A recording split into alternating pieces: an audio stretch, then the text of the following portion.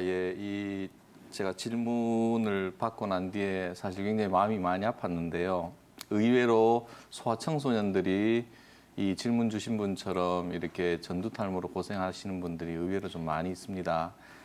아마 이 당사자인 이 자녀도 힘들고 그걸 바라보는 부모님들도 많이 힘드실 텐데, 오늘 제가 요 소아청소년들의 원형 탈모에 대해서 좀 자세하게 설명을 드리도록 하겠습니다. 이분이 보면 병력이 10세에서 17세, 10살 때 처음 이제 원형 탈모가 생겨가지고 그것이 급속하게 진행이 되면서 아마 전두 탈모로 진행이 된 것 같고요.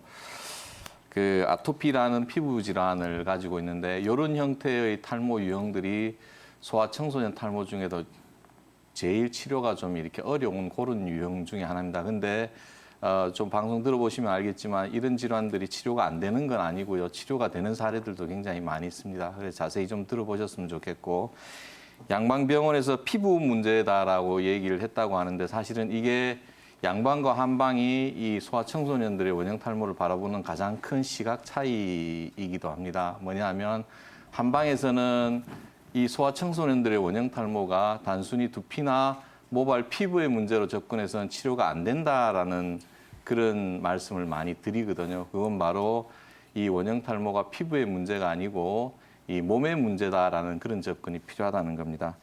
이 소아청소년들의 탈모가 어떤 종류가 있냐면 크게 세 가지 정도로 이제 나눌 수 있는데, 첫 번째는 이 발모벽이라는 게 있습니다. 소아들이 스트레스를 못 이겨가지고 자기 머리카락들을 이제 뜯는 거죠. 대개는 이 발모벽이 이 원형 탈모하고 같이 오는 경우도 많이 있고요. 그리고 또 하나는 원형 탈모라는 겁니다. 뭐냐면 이 소아청소년들 원형 탈모는 이 자가 면역 질환인데요. 몸의 인체의 면역 체계가 자기의 모낭을 공격함으로 인해서 급속하게 모발이 빠지는 그런 질환입니다. 그래서 이 소아청소년들의 탈모 중에서도 이 발모벽과 원형 탈모가 제일 안치성으로 진행이 되기 쉬운 그런 어려운 탈모 유형이기 때문에 이 빠른 발견과 조기 치료가 굉장히 이제 필요하고요. 또 하나의 유형은 이 소아청소년들 중에 남성 탈모나 여성 탈모가 이 청소년기에 조기에 이제 발현되는 그런 형태가 있습니다.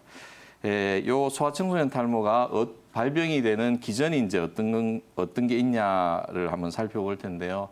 왜 이제 이런 것들이 발현이 되냐면 크게 이 주관적인 요건과 객관적인 요건이 있습니다. 객관적인 요건은 뭐냐면 이 원형 탈모나 이 발모벽이 공이 이 과도한 긴장이나 스트레스가 이제 주요한 객관적인 요인이 되는데, 이러한 과도한 긴장과 스트레스가 어떤 유형이 있는지는 제가 좀 이따 설명을 드리고요.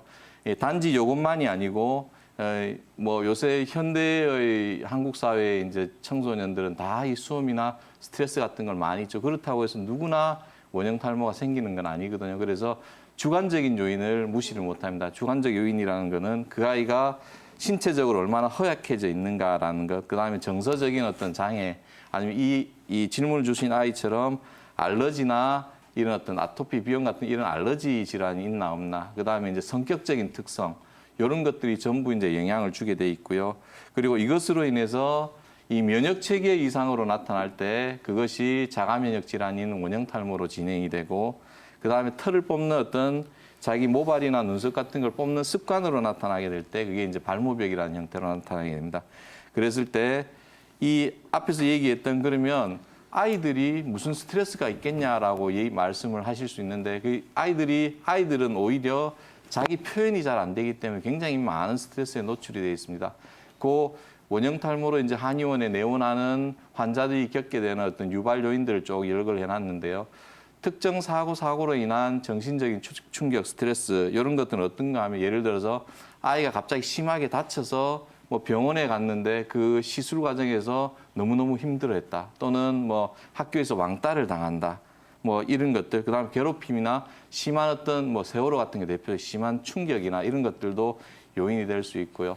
새로운 환경에 대한 적응 스트레스는 뭐냐면 아이가 이민을 갔다거나 아니면 이사를 했는데 그 환경에 적응을 못 한다거나, 유치원에 들어가면서 거기서 적응을 안 된다거나, 아니면 학교나 이 어떤 학년이 승급되는 과정에서 적응을 못하는 그런 스트레스들이 요인이 되고요. 그다음에 이제 가족 내 고립이라는 건 어떤가 하면 아주 뭐 이 자기를 아껴줬던 할아버지가 돌아가셨다거나, 아니면 이 또 뭐 이 그 뭡니까 이 부모가 이 뭐 이혼을 해서 혼자 남게 되었다거나 아니면 맞벌이 부부로 인해서 아이를 잘 못 돌본다든가 이런 요인들이 될 수 있고요. 그다음 가족의 불화라는 거는 부모님이 이혼을 한다거나 싸움이 잦다거나 아니면 부모님들이 우울증이 있음으로 인해서 이 어떤 이 가정사가 좀 순조롭지 못하거나 이런 것들도 요인이 될 수 있고요.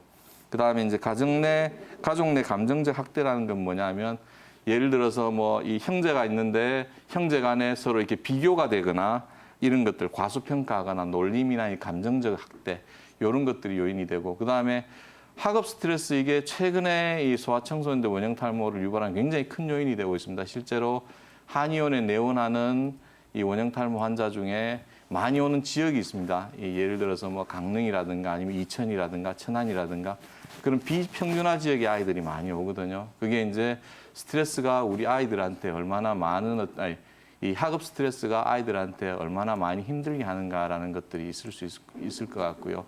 그다음에 기타로 이 질문을 주신 아이처럼 뭐 알러지성 피부염이나 아니면 아토피나 이런 비염 같은 알러지 질환이 있다거나 아니면 집안에 가족력이 있어서 부모가 이 어떤 원형 탈모가 있었다거나 이런 것들도 실제로 아이들의 원형 탈모를 유발하는 요인이 될 수 있습니다.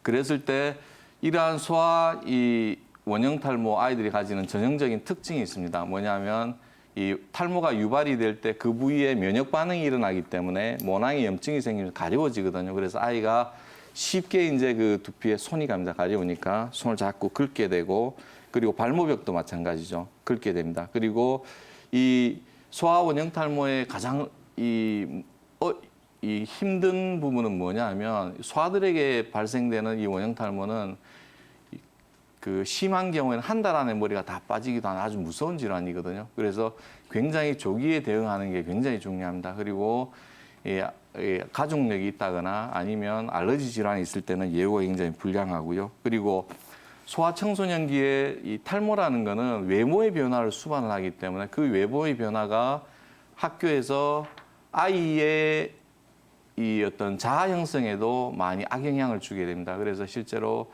이 아이가 이 질문 주신 분 같은 경우에는 살아가면서 내내 어떤 그런 외모의 변화 때문에 위축되고 자아 형성에 큰 문제가 될 수가 있거든요. 그래서 이런 소아청소년 원형 탈모에 이제 접근을 할 때 저희가 앞에서 이 그 특징을 이 피부의 문제가 아니고 몸의 문제다라고 말씀을 드렸는데 아이들한테 제시하는 지침이 있습니다. 그건 뭐냐면 몸을 건강하고 정신을 건강하게 만들어 나가는 그런 시도들이 굉장히 중요하거든요. 이 첫 번째로는 규칙적인 식사 같은 것들을 들 수가 있고요. 그 다음에 이제 정크푸드나 인스턴트 식품 같은 그런 식품들을 줄여 나가고 이 어떤 건강한 식습관을 가져 나가는 것들. 그 다음에 이제 이 하루 1시간 이상 야외 활동을 하거나 건강한 취미 생활을 가지도록 하는 것. 그 다음 자세의 문제도 굉장히 중요하고요. 그리고 이게 스트레스가 주요한 요인이기 때문에 그러한 스트레스를 스스로가 관리할 수 있는 여러 가지 취미 활동이라든가 이런 것들을 만들어주는 것도 굉장히 중요합니다. 그리고 아이가 본인이 힘겨워하는 부분들을 가슴에 담아두지 않도록 부모님들이 이 말벗이 되어주고 마음에 있는 것들을 계속 풀어낼 수 있도록 그렇게 만들어주는 게 굉장히 중요하다고 할 수 있겠습니다. 이러한 소아 청소년들의 원형 탈모를 그러면 한의원에서는 어떻게 치료를 하는가? 그거는 이제 가장 큰 부분은 이 세 가지로 나눌 수 있는데 내원 치료하고 당약 치료하고 그다음에 습생에 대한 지도 이렇게 크게 세 가지로 나눌 수 있는데 내원 치료는 일단 몸의 면역 체계가 자리 잡을 수 있도록 건강하게 만들어 나가는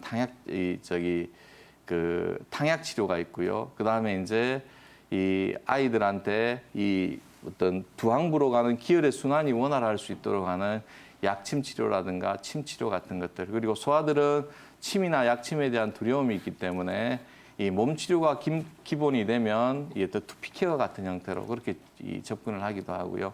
그리고 이제 마지막으로 섭생에 대한 지도가 있습니다. 그거는 수면이나 식사나 운동에 대한 지도, 그 다음에 이 어떤 두피에 대한 마사지 이런 것들을 하고 여기에는 이제 표현이 안 돼 있지만 최근 논문들을 보면 이 원형 탈모가 가지는 어떤 스트레스 요인에 대한 특성에 주목을 하고 명상 치료나 아니면 심리 치료 같은 것들이 이런 치료의 예후들을 좋게 만드는 그런 사례들이 많이 발표가 되고 있거든요. 그래서 기존의 전통적인 치료와 더불어서 이러한 어떤 심리치료나 명상치료 같은 것들 결합해서 치료를 하기도 합니다. 마지막으로 이제 이 원형 탈모 이 질문을 주셨던 분과 비슷한 사례들을 제가 좀 보여드릴 텐데 이걸 보여드리는 이유는 뭐냐 하면 이 질문을 주신 분 같은 경우에는 이게 아예 치료가 안 되는 질환이다라고 생각을 하고 포기하는 경우가 굉장히 많습니다. 근데 이 질환도 분명히 치료가 되는 거기 때문에 그 사례들을 보여드리려고 하는 거고요. 화면에 보이는 환자가 저 친구가 6살 여자아이입니다. 전두 탈모로 진행이 됐다가 이제 탈모가 거의 한 1년여 치료를 해서 치료가 완치가 됐던 경우고요. 그 다음 화면 한번 보시겠습니까? 그 다음 사례, 예. 요 환자는 미만성 원형 탈모라는 질환인데, 미만성 원형 탈모는 70%가 전두 탈모로 진행이 되는 이것도 아주 무서운 질환입니다. 요 아이가 아마 10살 여아였던 것으로 기억을 하고요. 다음 화면 한번 보여주시겠습니까? 이 아이는 고등학생입니다. 이 어떤 수험생 스트레스가 가중이 되면서 원형 탈모가 왔던 경우인데, 이 경우도 미만성 원형 탈모 환자였던 거고요. 이렇게 치료가 된 사례입니다. 그다음 또 한번 넘겨보시겠습니까? 이분은 소아청소년은 아닌데 50대 여성입니다. 이 어떤 성인들의 탈모에 비해서 소아청소년 탈모가 훨씬 더 난치성이고 위험한 질환이기도 하지만 성인들도 이런 사례가 있다는 걸 이제 보여드리고 치료가 될 수 있다는 걸 보여드리려고 갖고 왔던 전두 탈모 사례고요. 그다음 한번 한번 보여주시겠습니까? 이 환자는 20대 여성인데 앞에서 말씀드렸던 발모벽입니다. 이 발모벽은 스트레스가 요인이 돼서 자기 모발을 이렇게 뜯게 되는 습관인데 이거는 자기도 모르는 새에 머리에 손이 가기 때문에 주변의 부모님들이 잘 관찰을 해주셔야 됩니다. 관찰을 해서 어린 시절에 이게 교정이 안 되고 성인기로 넘어가면 굉장히 난치성 질환으로 진행이 되거든요. 일종의 이제 신경증 형태로 나타나기 때문에 이것도 좀 주목을 해주실 사례이고요. 그 다음 화면 한번 보여주시겠습니까? 여기 이제 망상 원형 탈모인데 망상 원형 탈모도 앞에서 보여드렸던 미만성 원형 탈모처럼 70%가 전두 탈모로 진행이 되는 그런 질환입니다. 이게 그물론처럼 작은 탈모반들이 머리 전체에 산재하는 그런 형태인데 이게 아마 30대 남성이었던 것 같은데 잘 치료가 된 경우고요.